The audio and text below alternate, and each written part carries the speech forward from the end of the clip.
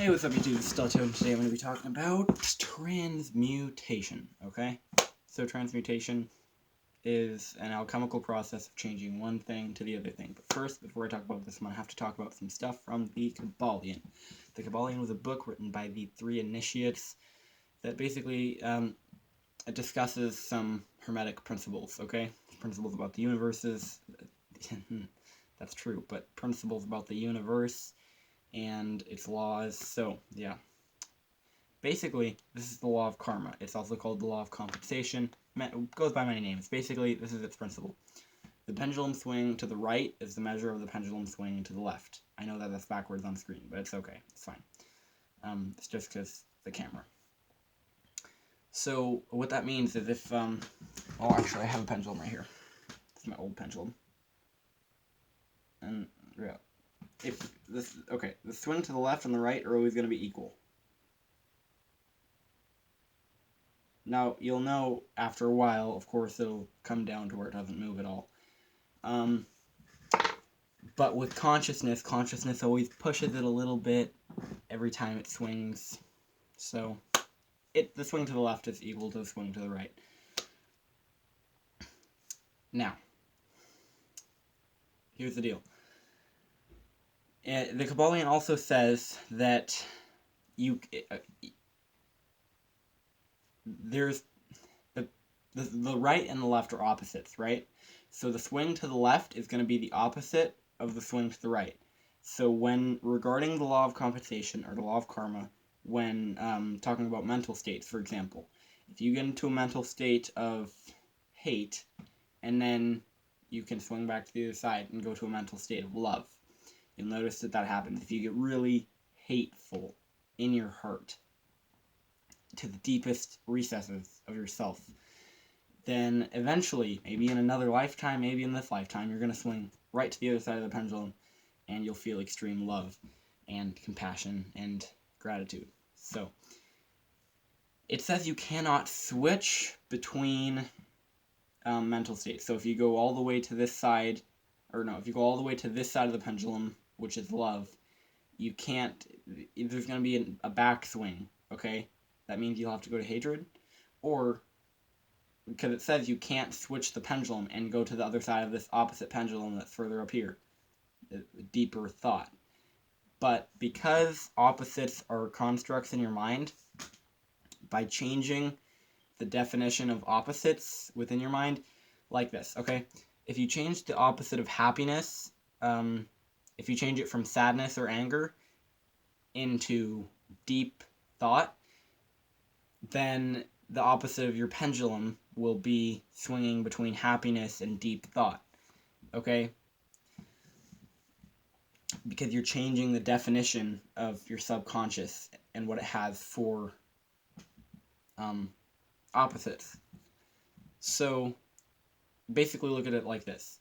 Happiness, if you've ever been happy, which I'm sure you have, is not a deep state of mind. It's kind of shallow. You don't think about things too much. It's just like, everything's fine. I'm happy. I feel good.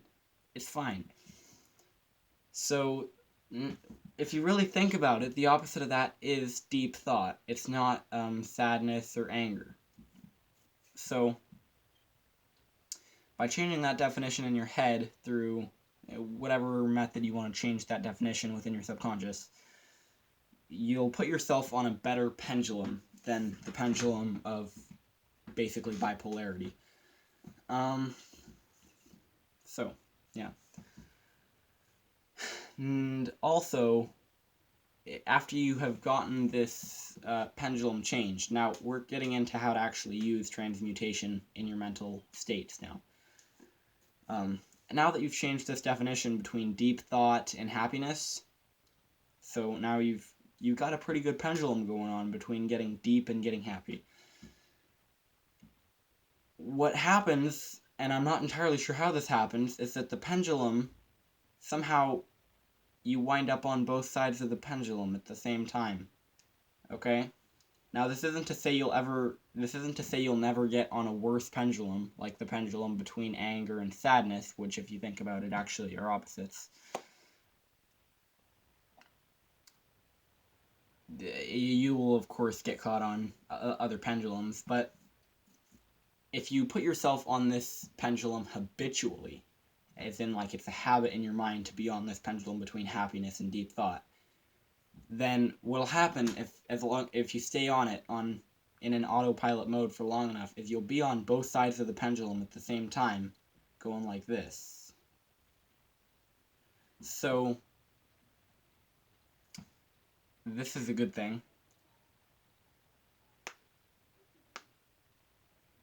And yeah, that's basically transmutation of the mental states.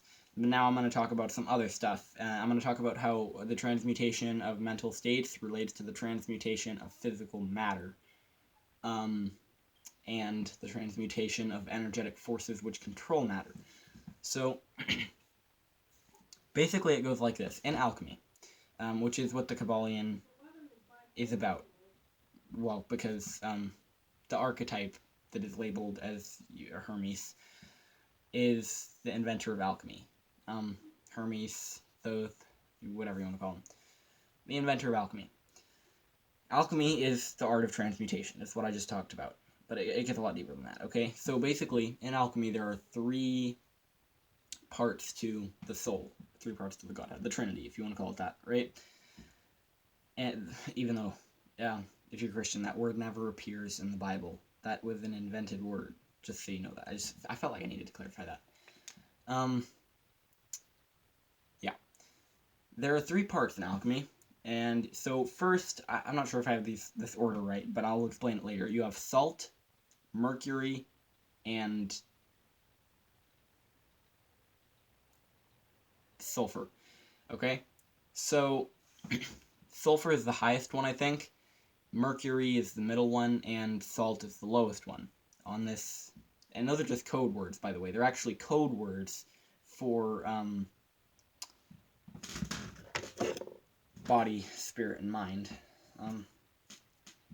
This is quite simple. So, you see this little log around here? Can you read that? Well, I guess it turns itself around on the camera. Anyway, so you have body. Yeah, you have body. That's your physical manifestation. But body is actually created by mind. Okay, so your mental constructs, your mental ego, your mind, what you think, how your consciousness operates within your auric crystal, basically. Metaphorical crystal. You're not actually a crystal. I mean, you might be. That would look mighty weird. But anyway, mind is what constructs the body. If you change your mind, you're able to change physical matter. Okay, your mind is thought. It's consciousness, and it goes pretty deep. Consciousness is very deep. It's consciousness within a construct. And then you have spirit, also referred to as soul. Mind is also referred to as spirit, and then you have soul, which is, I have it as spirit in here. Okay? Spirit is the consciousness. It's the source. It's beyond thought. It's beyond the constructs of mental nature. It's ineffable. Anyway, so this is how it is. The source created the construct, which is your mind. It's your mental thought. It's your train of thought. It's your ability to form thoughts, okay? And that ability to form thoughts is an aura, okay? It's an aura, and the aura's densest part, where it crystallizes, is the human body. The body is a manifestation of the aura, which is a creation of the source, okay? So, there's something I repeat a lot in a lot of my videos, which is the higher planes create the lower planes, and this is that basic principle, okay? It's basically source created the mind, and the mind created the body. So, when you oh, that's cool. It put little dried sap dust all over my bed. It looks like glitter. Anyway. Yeah. with this principle, you're able to change physical matter, okay? So you can think of all manner of ways to use this principle. And basically, you can use your mind to change matter, okay? You can do this through prayer, positive, you can do this through prayer, focus, there are all sorts of things. I don't know what they're called, but there are all sorts of methods which technically they classify into the definition of magic, which is using non-physical means to accomplish a physical ends, or the other definition of magic, which has a root word of imagination, thought. You know, it's the ethereal force. That's what magic is. So you can. And by the way, I'm just going to mention this. Prayer is technically magic. It's a form of magic because you're using a non-physical ends to create, or you're using a non-physical means to create a physical ends. So yeah. Hope you enjoyed this video. This is totally will like, subscribe, and comment, and share this video. See ya. I'm hoping to make a career out of this YouTube channel one day, so definitely share, grow the channel. See ya.